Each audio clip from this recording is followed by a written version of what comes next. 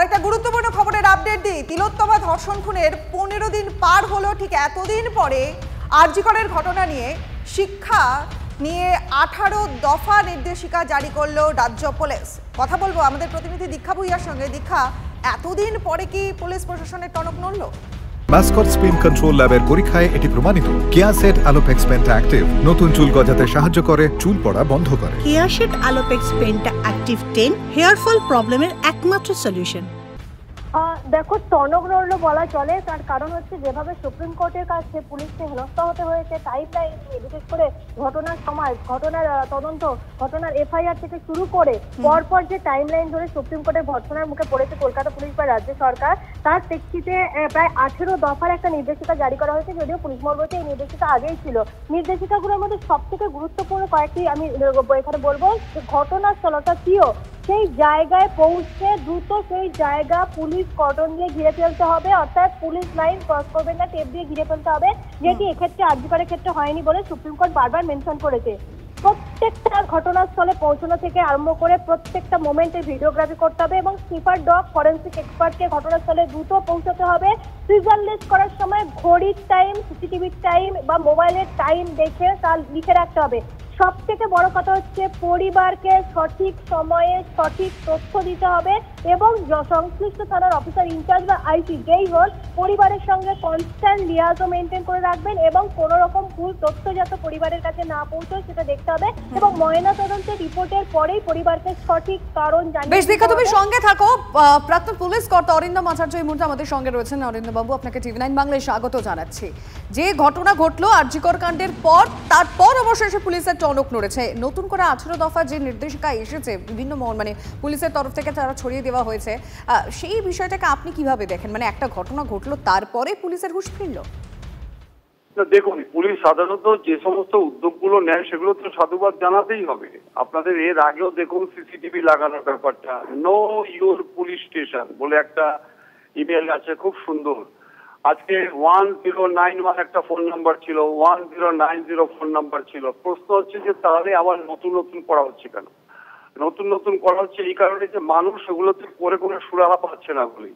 পুলিশের দিক থেকে নানা রকম নিশ্চয়ই চেষ্টা করছে, কিন্তু প্রশ্ন হচ্ছে যে পুলিশ যদি আজকে এই ধরনের জিনিসগুলো করতে চাচ্ছে কেন? মানুষ যদি আজকে এই প্রশ্নটা করে যে যেখানে ইস্টবেঙ্গল, মোহনবাগান, মহামেডান স্পোর্টিং এর 40,000 মানুষকে আজকে আটকাতে পারলো, তাদের অ্যারেস্ট করতে পারলো, তাহলে আরজি করে 14 তারিখে যে এত মাত্র 150 থেকে 200 যেটা হাইকোর্ট বলেছে, সেখানে কোনো ইনফরমেশন পেল না, সেখানে কোনো র্যাপিড অ্যাকশন ফোর্স ছিল না, সেখানে কোনো আইবি ডিআইবি রিপোর্ট ছিল না, তাদের কোনো ইনফরমেশন ছিল না।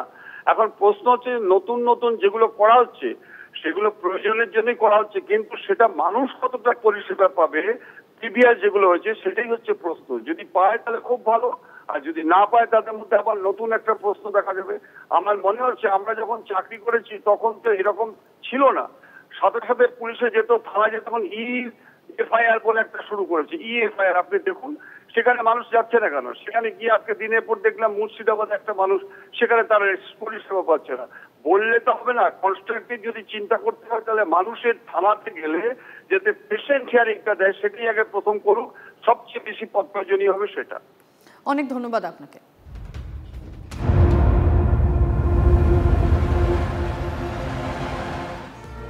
নজর রাখবো পরের খবরে। পরপর 9 দিন, আজ ফের সিজিওতে সন্দীপ ঘোষ। টানা 9 দিন সন্দীপকে জিজ্ঞাসাবাদ এজেন্সির। গত 8 দিনে জিজ্ঞাসাবাদে 100 ঘন্টা পার হয়ে গেছে।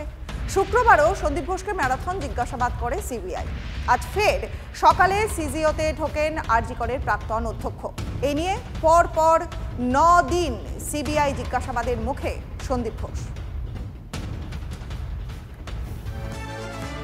আচ্ছা, সন্দীপ ঘোষ তিনি কি আরো বিপাকে? এবার আরজি করের দুর্নীতির তদন্তে সিবিআই। আখতার আলীর মামলায় আদালতের নজরদারিতে শুক্রবার সিবিআই তদন্তের নির্দেশ কলকাতা হাইকোর্টের। তদন্তভার পেয়েই সক্রিয় সিবিআই। তদন্তভার পেয়েই নিজাম প্যালেসের বৈঠক হয় এজেন্সির। আর এই বৈঠকে ছিলেন দুর্নীতি দমন শাখার সব অফিসার ও কর্তারা। কোথায় এফআইআর করা হবে, কিভাবে এফআইআর হবে, পরবর্তী পদক্ষেপ ঠিক করতেই বৈঠক সিবিআই এর, এমনটাই খবর সূত্রে।